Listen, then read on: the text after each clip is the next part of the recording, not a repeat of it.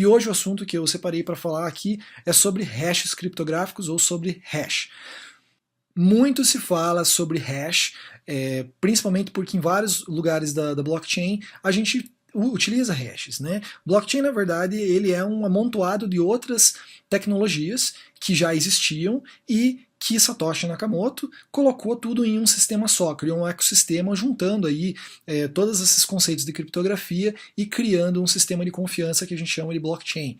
Tá? Então não tem como você entender blockchain a fundo sem entender cada uma das partes, e o hash é uma das partes que você precisa entender. Em outro vídeo eu já falei sobre as chaves privadas, públicas, assimétricas, simétricas, e aqui agora eu vou falar sobre hash. Conforme eu for colocando mais conceitos de computação aqui, depois a gente pode chegar num ponto em que você vai entender como é que tudo isso funciona ao mesmo tempo, tá? Porque é impossível de você entender assim numa tacada só como funciona a blockchain. É difícil cair a ficha de uma vez só, tá? Você tem que ir aprendendo aos poucos. Vamos lá, do nosso dicionário, lá da nossa dicionário digital, Wikipedia. O que é um hash?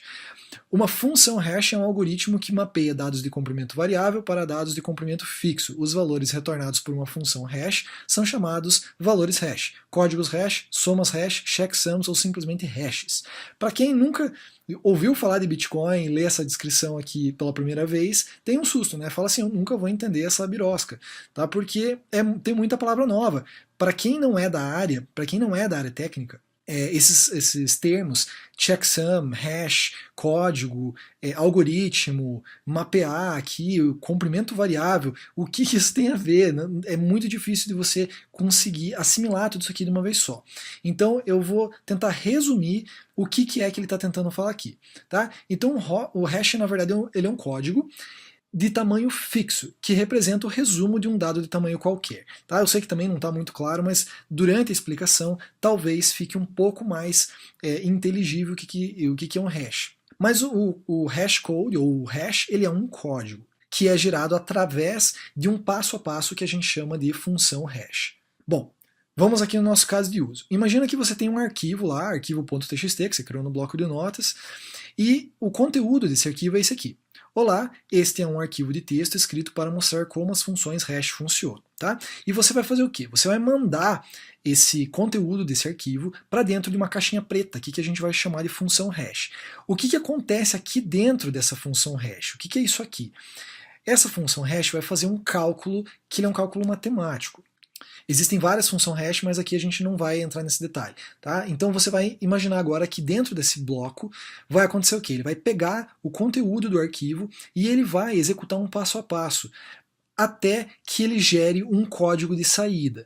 Esse código ele não tem nada a ver com o arquivo original, você vai ver, eu vou mostrar aqui para você. Então se a gente pegasse esse arquivo e passasse dentro de uma função hash, que no caso eu escolhi uma função hash aleatória aqui, ele geraria um código. Tá? Esse código é o tal do hash, e é o resumo, esse código que você está vendo aqui, ele é um resumo deste arquivo aqui. Não parece, obviamente, porque quando você fala resumo, subentende-se que a partir do resumo você consegue entender o que era a versão original daquele arquivo. Mas na verdade não. Os códigos hash, eles são códigos que você não consegue, a partir dele, gerar o arquivo original. Ele simplesmente serve para outra coisa que a gente já vai ver. Agora veja, nesse arquivo.txt que eu tenho aqui, eu escrevi lá, olá, este é um arquivo de texto escrito para mostrar como as funções hash funcionam.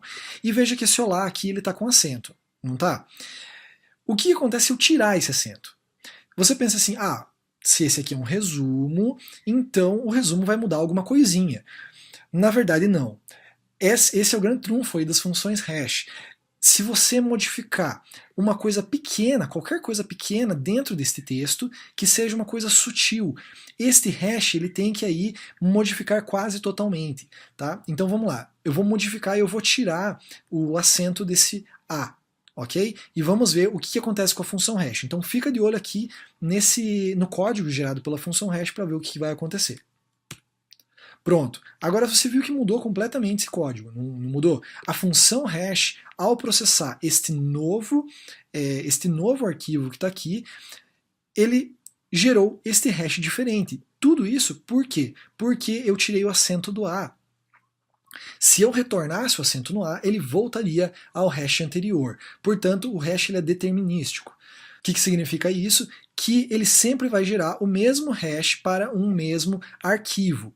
E se eu mudar qualquer coisa, mesmo que sutilmente dentro do conteúdo desse arquivo, o hash gerado será completamente outro, como está aqui. Então o hash ele tem que ter 4 propriedades principais. Tá? A primeira é que ele tem que ser fácil de calcular a partir de uma entrada qualquer. Aquele passo a passo que está ali dentro da nossa função hash, eu vou voltar aqui para você, o passo a passo que está sendo feito aqui dentro, tá? Ele é aquele tal do algoritmo lá que está escrito na descrição. E existe um passo a passo que é feito em cada um dos tipos de função hash para gerar um hashcode, ou hash mesmo, diferente. E ele tem que ser fácil de calcular. Então, a partir desse arquivo de entrada, esse passo a passo ele vai rodar aqui algumas coisas, um algoritmo, que é o que ele chama, e vai gerar no final este código hash, mas esse passo a passo ele tem que ser fácil de ser executado. Nossa segunda propriedade é que seja muito difícil de você gerar o mesmo hash para 2 entradas diferentes. O que isso significa? Que um mesmo hash... Opa, deixa eu voltar aqui. O mesmo hash, ele não pode ser facilmente gerado a partir de 2 arquivos diferentes. Como você viu, eu mudei simplesmente um acento aqui no A e ele já gerou um código completamente diferente. Tá?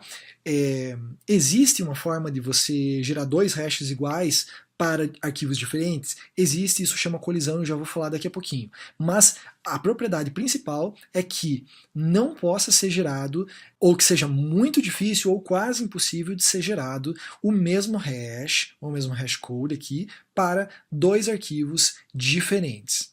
A nossa terceira propriedade é que seja muito difícil de descobrir qual que foi a entrada original a partir do hash.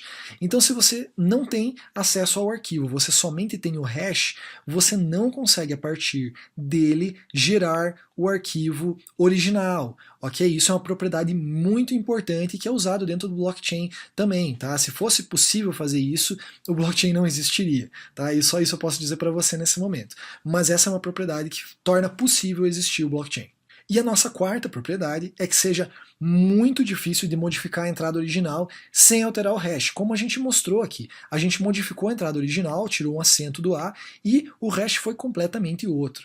Então é por isso, a função hash ela toma conta disso, ela faz com que qualquer mudança simples que aconteça aqui dentro gere um hash praticamente, ou melhor, completamente diferente do anterior.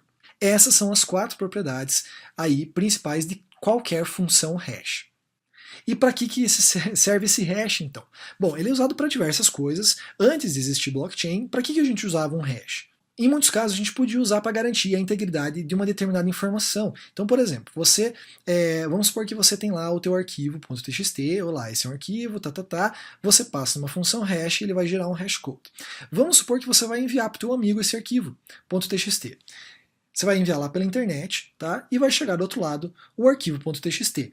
O seu amigo, ao receber esse arquivo, o que ele vai fazer? Ele vai passar pela mesma função hash, que vai executar os mesmos passos, e ele vai gerar também um hashcode, ou simplesmente hash. E tendo em mãos este hash gerado a partir do arquivo que você recebeu do teu amigo, você consegue saber se o arquivo está íntegro, se está exatamente igual ao que foi enviado lá do computador do seu amigo.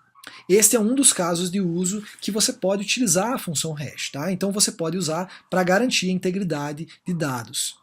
E aí vem a pergunta, é possível gerar 2 hashes iguais para dados diferentes, ou é possível 2 dados diferentes gerarem exatamente o mesmo hash? Que nem eu falei, sim, e isso se chama colisão, é o nome técnico que a gente dá dentro de criptografia. Tá? Então é praticamente improvável de você achar, e para não dizer que é praticamente impossível, é claro, sempre há uma pequena chance. Como foi dito lá no começo, a função hash ela mapeia dados variáveis para um código de tamanho fixo. Portanto, esse código ele é quase sempre menor do que o dado de entrada. Então, há chances de 2 arquivos diferentes gerarem o mesmo, passarem por uma função hash e gerarem o mesmo código. Porém, é matematicamente improvável de você descobrir quais são aí esses 2 arquivos que geram essa colisão. E daí você pensa, cheguei até o final da apresentação e não sei para que serve esse hash dentro do blockchain. Bom, eu vou dar aqui simplesmente um esboço do que é, mas depois a gente se aprofunda em algum outro vídeo. Mas os mineradores, quando eles estão minerando, eles estão tentando aí ganhar os bitcoins, ou em outras palavras, aí, eles estão tentando manter a consistência da rede e ganhar bitcoins como retorno do seu trabalho, eles estão, na verdade, tentando encontrar um hash que ele atende determinados critérios. Este hash será o ganhador. O minerador que encontrar esse determinado hash, que atende esses determinados critérios, vai ganhar a mineração daquele bloco e vai espalhar para a rede que ele descobriu qual que é o hash.